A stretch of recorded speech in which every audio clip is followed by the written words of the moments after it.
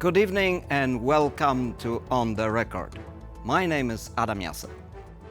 Leaders of China, India and the United Nations joined Vladimir Putin in the Russian city of Kazan for the annual summit of BRICS, a grouping of countries seeking to challenge the West's dominance in world affairs. On the face of it, Putin got what he wanted, pictures suggesting he was not internationally isolated. But on substance, he achieved next to nothing and remains a pariah. If anything, the summit confirmed Russia's status as a totally dependent vassal of China. UN Secretary-General Antonio Guterres' surprise visit to Kazan lent some credibility to Russian President Vladimir Putin's claim that an alternative bloc is in the making. The event allowed Putin to present to the Russian public that he was not isolated, although he faced calls even from his allies to end the war in Ukraine. His calls to create an alternative currency to the dollar also fell on deaf ears. Ukraine condemned Guterres for participating, but also noted Putin's failure to garner much support from 24 leaders of the global south. Even Putin's stalwart ally, Chinese President Xi Jinping, said in his summit remarks that together with Brazil, whose president did not attend, the global south wanted peace now. The Ukraine crisis persists. China and Brazil, in collaboration with other countries from the global south, initiated a group of Friends for Peace to address the crisis. The aim is to gather more voices advocating peace. We must uphold the three key principles: no expansion of the battlefields, no escalation of hostilities, and no fanning flames, and strive for swift de-escalation of the situation. Russia's leader Vladimir Putin hoped the summit would focus more on economic matters. We propose to create a new BRICS investment platform which would become a powerful tool for supporting our national economies. But what Russia is really after is improving its own economic situation by creating a BRICS currency that would ultimately replace the dollar as the main global currency. But the summit communiqué made it clear little progress was made in that regard. Jim O'Neill, former chief economist of Goldman Sachs, who coined the term BRICS in 2001, said that the idea of turning BRICS into a formal, institutionalized trading bloc with its own currency was a fantasy. The idea that they are all going to fundamentally agree on something of great substance is bonkers, really. Next year's BRICS summit will be held in Brazil, which President Putin may not dare to attend due to an outstanding arrest warrant issued by the International Criminal Court. To discuss the BRICS summit in Russia, I'm joined today by Velina Tchakarova, a leading European geopolitical analyst based in Vienna, and Professor Marcin Piątkowski, a prominent Polish economist specializing in emerging markets with a vast experience on Central Europe, China and India. Thank you both for joining our program. Thank you. Thank you for the invitation. So, Velina, I'd like to start with you because I noticed you wrote on X that Putin achieved everything he wanted at the summit. And that's a minority view, but it doesn't mean it's wrong. So please, enlighten us. Well, first and foremost, it was about the optics. And what Putin achieved with the BRICS summit was to show to the world that Russia is not internationally isolated when it comes to the ongoing war against Ukraine, right? We know that the Western approach is consisting of military and comprehensive aid for Ukraine, sanctions, and then international isolation. So one of the three key goals of Putin is to actually show that that's not working. Second important point is, of course, to have the two key strategic partners coming together, and just ahead of the BRICS summit, China and India actually agreed on a disengagement deal. This was a big geopolitical breakthrough. In fact, probably this is the best news from the world of geopolitics in 2024, the normalization of relations between China and India. And who is the biggest winner out of this? Okay, but benefit from it? That's Russia. Okay, fair enough. But you yourself said that this is a success of China and India. But it leaves Putin completely dependent on these much bigger economies and, so what is his win in this? That's correct. Right now, China and India are the two key partners when it comes to trade and, mostly when it comes to the commodities that have to be diversified away from Europe towards Asia. And they are providing key lifelines to the Russian economy to sustain the war against Ukraine. And here, Russia sees itself as, I described it as the geopolitical glue between China and India. These two countries are strategic rivals, obviously. Right now, they have a shared geopolitical interest in normalizing the relationship, in stabilizing the relationship, because both countries are projected to grow, to further grow. India at an average of 6.5%, China at an average of 4.5%. And this economic growth is good news for Russia, because Russia needs actually a growing economy. Okay, well, I'm very glad we have Professor Piątkowski with us, so he can talk about numbers and growth and all of that. So let me start, Marcin, by asking you, Putin, but also some other so-called global South leaders have been talking at length about creating an alternative currency to the dollar and trading among themselves in that new currency. But, I've heard that story for 15 years now, and there's no evidence that this is in the making. What's your take on this? No, I agree. I think it's correct that this de-dollarization is not happening at all. And I agree with Velina that the BRICS meetings are mostly about the optics. I think BRICS is a little bit like an Instagram alliance, and optics-friendly meetings for photo opportunities that could be put on Instagram. In terms of economic impact, there is actually little. BRICS have been organizing itself for a number of years now to indeed try to replace the dollar, or at least diminish the role of the dollar, but it has not happened. In fact, the share of RMB, the Chinese yuan, in global reserves over the past 3 years has declined rather than increased. So I think if there was one single objective that the BRICS have agreed on, economically speaking, de-dollarize, that has not happened. Yeah. In terms of trade and other connections, there's a bit of a movement, but the BRICS summit do not fundamentally change the picture of the global economy. You're an expert on the institutional economy. So what makes countries work and what doesn't? And by the way, we just had a Nobel Prize in economics awarded to economists who studied this at length. And their discovery was that you can't have long-term prosperity if the institutions, the rule of law, and ultimately also democracy aren't there.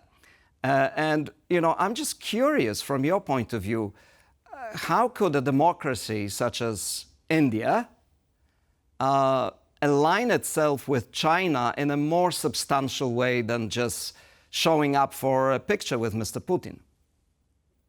I think India and China relationship is pretty complicated. I agree that it's useful that there's a certain détente that has been agreed in Kazan, but it does not change much of a fundamental picture. I'm now joining you from New Delhi, and I can only confirm that there are no direct flights between India and China. I was coming back from Beijing last week, and I had to go through Bangkok to go to India. So it actually shows that there's actually a long way to go for these two countries to agree on closer cooperation. But overall, in terms of institutions and democracy, except for UAE, which is a rich country mostly because of natural resources, none other BRIC member country is a high-income country. And what we have learned from the new Nobel Prize winners in economics is that inclusive political and economic institutions, which is democracy and open markets, are critical for countries to grow in the long term and become rich and stay rich. So I think out of the group of BRICS, only China may become high income, at least as classified by the World Bank. But it's also not clear whether China will be able to fully catch up with the West. Today, an average level of income in China is only 1/3 of what it is in the United States. And given what Acemoglu and other Nobel Prize winners are projecting, it's probably that China will never get beyond half of the level of income in the United States in the future. So all goes to say that institutions, both economic, inclusive institutions, both economic and political inclusive institutions such as democracy, are critical to long-term growth. And I think there's still a huge question mark over all the BRICS members, to what extent they can ever truly become rich, and to the extent and whether they can ever become the powers that push forward global civilizational progress.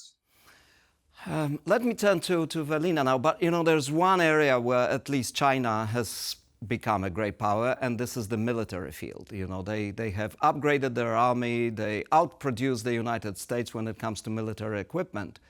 And what I wanted to ask you about is this military strength. China hasn't tested it yet, but we see these maneuvers around Taiwan, and there's serious concern that they may be prompted to use force against Taiwan. And that could in turn turn the whole thing into a major global conflict. So my question to you, Velina, is, why is India not worried about this development? And the follow-up question, you're welcome to answer them both in one go. Is there a scope for these two countries to build something more substantial politically than just, good neighborly relations, if you will? Okay, should I start with answering these questions? And I have also some remarks actually on BRICS, because I do not agree with some of the statements made. But let me first clarify that from what I'm getting in my conversations, closed-door conversations with, representatives in New Delhi, is that India does not think that there is a current risk of military attack on Taiwan coming from China. And I do share actually this assessment. I don't see a real risk of military attack by China on Taiwan. In fact, I do think that China would be much smarter to apply what I call a death by 1,000 cuts approach to Taiwan. That is a steady but really slow but steady penetration of the political, economic, and social fabric of the most vibrant democracy in the Indo-Pacific, specifically in this corner of the Indo-Pacific. Now, when it comes to China and India, you need to understand that this is a strategic rivalry that goes beyond the South Asian part of the continent, and is going to shape this and probably the next decade of global geopolitics, with India being projected to become world's economy number 3, next to China and United States. But India, contrary to many expectations in the West, is going to be a geopolitical bridge builder, taking the best from both worlds, deepening the relationship with the West, participating in various Western formats. Think of the quadrilateral format with Australia, Japan, and United States, and at the same time, also deepening the relationship with Russia, as well as with China-led formats such as the Shanghai Cooperation Organization and BRICS. Excuse me, Velina, I just have to ask you that. You think this is going to be credible, being at the same time friendly with the West and friendly with Russia, and acting as a bridge between Russia, an aggressor in Ukraine, and at the same time, building real in-depth ties with the West? I just can't see that, unless it's the real politic of the old. In a context of Cold War 2.0 between the West and the dragon bear, that is China and Russia, that would be the most suitable position of India to obviously not be a non-aligned country, as it was the case during the first Cold War, because India is just too big to be ignored right now. Mm-hmm. But at the same time, this strategic ambiguity and this multi-vector kind of approach of not aligning with anybody and at the same time being engaged with everybody is probably the trajectory of the Indian foreign and security policy. Okay, fair enough. Fair enough. So tell us what you disagreed with on when it comes to BRICS. So when it comes to BRICS, what we need to understand right now is that It's not about de-dollarization the way we understand it in the West, because obviously, and all the indicators show it, there is no, decreasing share of the dollars in the global, economy. But what is happening right now is that there are emerging markets, and again, countries like China, India, Brazil, these are really big economies. Russia, if it wins the war against Ukraine, is going to re-emerge on the global arena, not as a systemic player, but as a key player. And in that sense, what we need to understand is that these countries are looking for options how to avoid the use of dollar, not to de-dollarize first and foremost. So these major economies using national currencies, creating a basket of commodities, because these are also major food and energy commodities powerhouses, creating the BRICS, using the BRICS as a future platform to become commodities powerhouse, and then using also digital currencies, commodities and gold.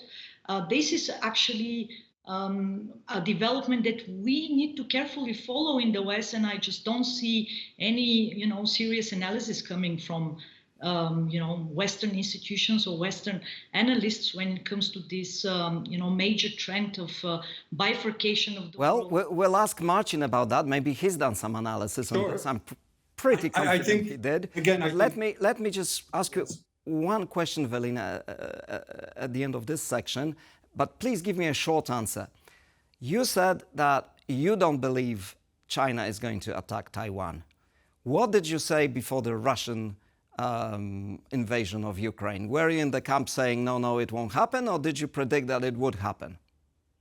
Well, in December 2021, I said the risk of Russian invasion is imminent. Then if it happens, it's going to happen after February 20th of 2022. And it's going to be called Special Military Operation, and it's going to be conducted in the south and east of Ukraine.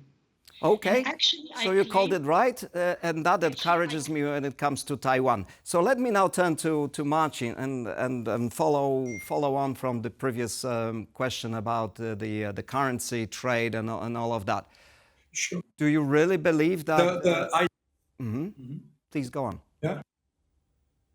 No, I think it's quite natural that the BRICS partners would trade with one another in their own currencies. But trading commodities and other products in one currency does not mean that the world is de-dollarizing, because ultimately what matters is what is the currency in which these countries keep their reserves. And Russia and China and India and everyone else ends up at the end of the day about holding dollars and euros.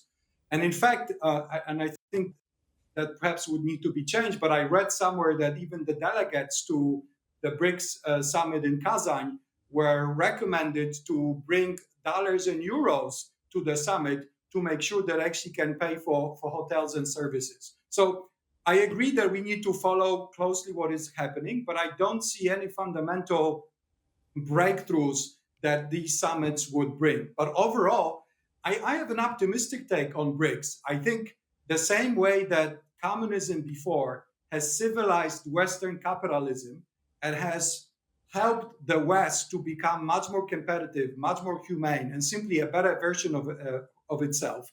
The same way that Putin has rejuvenated NATO and has given it a new lease of life. To me, BRICS, the instrument, the sort of motivational instrument that the West needs to get its own act together again. I think there is still, the West has most of the arguments up its own sleeves. The West has most of the economic, technological, and financial power in the world. And the future political and hopefully not military battles are for the West to lose. And I think the BRICS should be a sort of a wake-up call for the West to focus on what needs to be done. And I think I would sort of summarize what needs to be done in 4 I's. The West needs to integrate, invest, innovate, and industrialize. And these things need to happen on their own. But I think the BRICS might bring the very much needed pressure on the West to actually start moving and investing into its future. Right. You know, whenever people talk about alternative trading systems and, you know, building a coherent economic and political bloc, I just think, you know, how long did it take for the dollar to establish itself as a world currency? About 100 years, because each state originally had their own currency, and it took, you know, almost 100 years to consolidate that into the dollar we know today. The euro followed 40, 50 years of European integration, and suddenly, you know, someone believes that these BRIC countries that are divided, that they have very often different agendas, some are democracies, such as some are autocracies, they don't even have common values apart from not liking the West dominance. How on earth will they be able to build institutions strong enough to sustain such trading system and a currency, you know, unless they want to do barter, which is like a bit of a, I don't know, 16th century idea. But very quickly to respond, ultimately what decides about the appeal of this or that currency is mostly whether you can trust the government that issues the currency. The reason why we all invest in euro and dollars and Australian dollars and Swedish kronas and Swiss francs is not of the economic nitty-gritty. We invest into these currencies because we trust the currencies that issue them. The question is, do we trust BRICS countries? And the second question is, China, as much as it wants to internationalize yuan, RMB, the fundamental problem with yuan is that China is a closed-off economy that imposes capital controls. It's impossible today for a Chinese or a foreign investor to bring in foreign currency into China and take it out. So in a sense, the economics one-on-one undermine China's claim that it can de-dollarize. So until it fully opens up in financial sector to the world, I think the talk about increasing the share of RMB is mostly talk and sort of Instagram optics rather than economic reality. We have to draw to a close, so I would like to leave the last word to Velina. Velina, do you believe that BRICS, with Russia on the inside, can win that kind of trust of investors, societies in the West, across the globe? Is it at all attainable? I don't think that it's really about trust here. I think that you are just engaged in very sophisticated conversation about currencies, whereas here it's about practicalities and strategic necessities. If you have to feed 1.5 billion people and you need the agricultural commodities, you need the fertilizers, you need these critical raw materials, it's not going to be about the currency first and foremost. As you rightfully pointed out, it's going to be, if necessary, also about barter, because this is what India did at the beginning of the Russian war against Ukraine when Russia was sanctioned. So practically they exchanged in barter activities. And the same happened just recently with Pakistan and Russia. So we are going to observe an increased share of trade activities within the BRICS plus format. And these countries are going to engage in these activities by using alternative, not necessarily alternative currencies for the sake of the dollarization, as I said, but just for the sake of practicality to actually get the necessary and force. Thank you both very much for joining the program. Thank you. Thank you. Thank you for watching On The Record. My name is Adam Jasser. See you next week.